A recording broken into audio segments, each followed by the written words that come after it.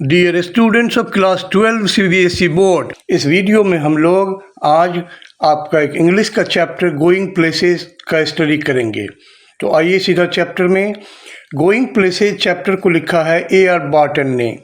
इस चैप्टर में बार्टन ने एडोलेसेंस में मतलब टीन एज में बच्चों के बड़े बड़े सपनों के बारे में लिखा है। इस चैप्टर की शुरुआत होती है दो एडोलेसेंट गर्ल्स से, दो टीन एजर यंग गर्ल्स से। एक का नाम है, पहली लड़की का नाम है सोफ़ी, जो कि इस चैप्टर का सेंट्रल कैरेक्टर है, और दूसरी लड़की का नाम है जैनसी। ये सोफ़ी और जैनसी दोनों स्कूल के बच्चे हैं, स्कूल से घर लौट रहे हैं। दोनों अपने फ्यूचर प्लान्स, भविष्य के अपने सपनों के बारे में बात कर रहे हैं। तो ये जो सोफ़ी है ये एक डे ड्रीमर है। डे ड्रीमर मतलब दिवा स्वप्न देखने वाली। इसे बड़ा इंसान बनना है, बड़ा आदमी बनना है ज़िंदगी में। तो सोफ़ी और जैनसी आपस में बातें करते हैं कि फ्यूचर में हम लोग क्या कर सकते हैं। सोफ़ी बोलती है कि उसे बड़े होकर के बहुत बड़ा आदमी बनना है। बड़ा आदमी मतलब बहुत लाइफ में सक्सेसफुल, पैसा वाला बड़ा इंसान बनना है। तो सोफ़ी और जैनसी के बातों में सोफ़ी जितना ही डे ड्रीमर है, जैनसी उतनी ही प्रैक्टिकल और रियलिस्टिक है। सोफ़ी हमेशा फ्लाइट्स ऑफ फैंटेसी, सपनों की दुनिया में फ्लाइट्स ऑफ फैंटेसी में खोई रहती है। ऑन द कॉन्ट्ररी, उसके ठीक उल्टा जैनसी बिल्कुल प्रैक्टिकल लाइफ, रियलिस्टिक लाइफ जीती है। सोफ़ी बोलती है कि वो बड़ा होकर के एक बड़ा सा बुटीक खोलना चाहती है।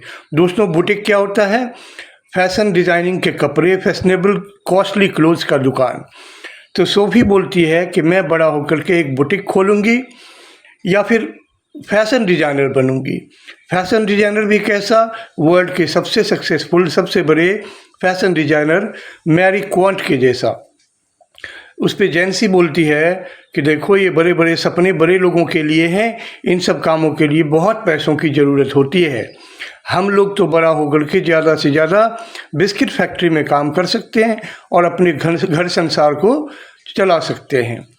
सोफ़ी बोलती है तो ठीक है, बुटीक नहीं, फैशन डिज़ाइनर नहीं, तो मैं फ़िल्म हीरोइन बनूंगी, फिल्मों में काम करूंगी, ढेर सारा पैसा कमाऊंगी और फिर बाद में जब बहुत पैसे आ जाएंगे तो बुटीक खोलूंगी। ये सब बातें करते दोनों अपने घर को लौटते हैं।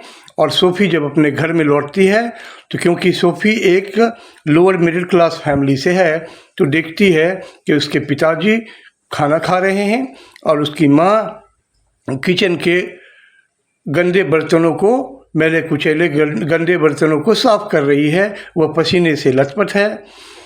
मतलब घर में आकर के देखती है चारों तरफ धुआं धुआं है। उसे अपने लोअर मिडिल क्लास होने का एहसास होता है, लेकिन उसके सपने बड़े हैं, बहुत बड़े सपने हैं। सोफ़ी का एक छोटा भाई है, उसका नाम है डेरेक, और एक और भाई है जिसका नाम है जियोफ। ये जो जियोफ है, ये जियोफ एक अप्रेंटिस मैकेनिक है। मतलब ये मैकेनिक का काम करता है, ट्रेनिंग कर रहा है अभी। ये शहर के एक छोर पे ये लोग रहते हैं और रोज़ शहर के दूसरे छोर काफ़ी दूर जाता है वहाँ काम करने के लिए। और ये थोड़ा इंट्रोवर्ट है, बातें कम करता है। तो सोफ़ी अपने भाई जियोफ के लाइफ के बारे में कुछ जानना चाहती है। उसको अपने भाई का लाइफ थोड़ा सीक्रेट लगता है, तो बड़ी एक्साइटेड रहती है हमेशा जियोफ के बारे में जानने के लिए। उस दिन घर लौटकर सोफ़ी जियोफ से बोलती है कि आज मालूम है मैं किससे मिली? तो जियोफ पूछता है किससे मिली? तो सोफ़ी बताती है कि आज मैं डैनी कैसी से मिली। ये डैनी कैसी जो है दोस्तों, ये एक आयरिश फुटबॉलर है, आयरलैंड का फुटबॉलर। ये बहुत फेमस फुटबॉलर है और स्पोर्ट्समैन का क्रेज तो लोगों में होता ही है। तो उन्होंने कहा, सोफ़ी ने कहा अपने भाई जियोफ को कि आज मैं डैनी कैसी से मिली।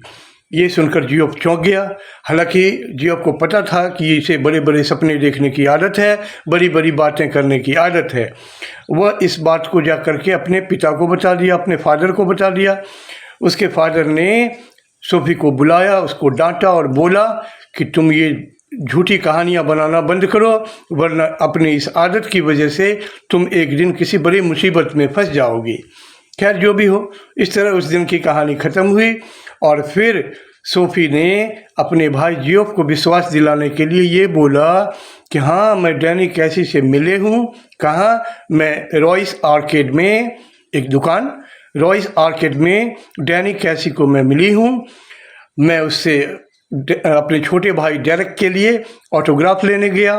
मैंने उसको बोला कि मुझे ऑटोग्राफ दीजिए छोटे भाई डेरेक के लिए, लेकिन न तो डैनी कैसी के पास न ही मेरे पास कोई पेपर और पेन थे। मतलब न पेपर और न पेन मेरे ही पास थे, न डैनी कैसी के ही पास थे।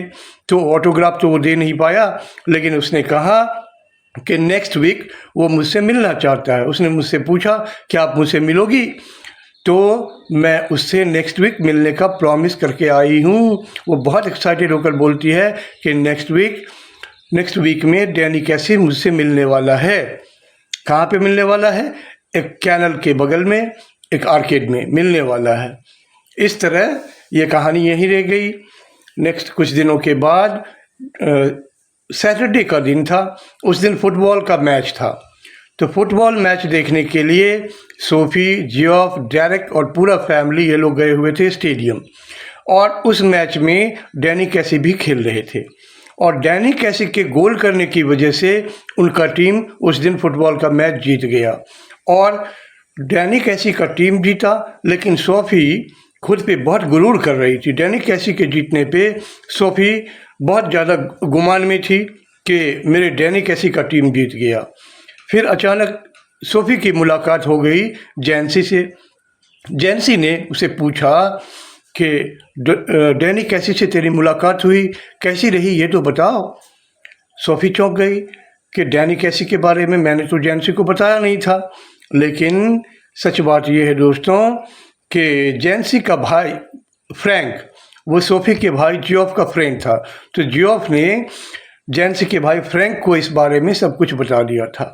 अब सोफ़ी काफ़ी घबरा गई, लेकिन सोफ़ी ने कुछ देर जब जैंसी से बात किया तो उसने देखा कि चलो जैंसी को इतना ही पता है कि मैं डैनी कैसी से मिली हूँ। उसे ऐसा कुछ नहीं बताया जियोफ ने कि मैं डैनी कैसी से नेक्स्ट वीक मिलने वाली हूँ।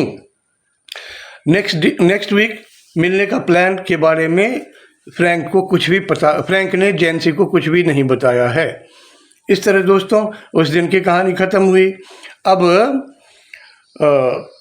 ये सोफ़ी क्योंकि डे ड्रीमर है, तो नेक्स्ट वीक उस जगह पे, जिस जगह के बारे में उसने अपने भाई जियोफ को बताया था कि वो डैनी कैसी से मिलने वाली है, मतलब कैनल के बगल में, तो बाय द कैनल वो पहुंच गई वहाँ पे डैनी कैसी से मिलने के लिए।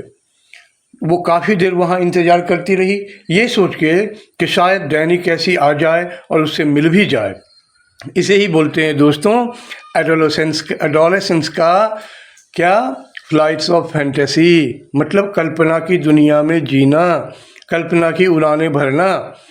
डैनी कैसी को कुछ पता भी नहीं, ये अपने मन से ही डैनी कैसी से मिलने के लिए वहाँ पहुँच गई।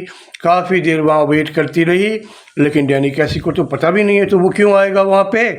तो डैनी कैसी तो आया नहीं और सोफ़ी के सारे सपने चूर हो गए। डैनी कैसी वहाँ आया नहीं, डैनी कैसी से मुलाकात हुई नहीं, तो उसका मन काफ़ी निराश हो गया। इस तरह इस कहानी का सेंट्रल थीम ये है दोस्तों कि सपनों की दुनिया में जीना सच्चाई की दुनिया से बिल्कुल अलग होता है। We should not fly in the flights of fantasy, rather we should remain on the ground of realities।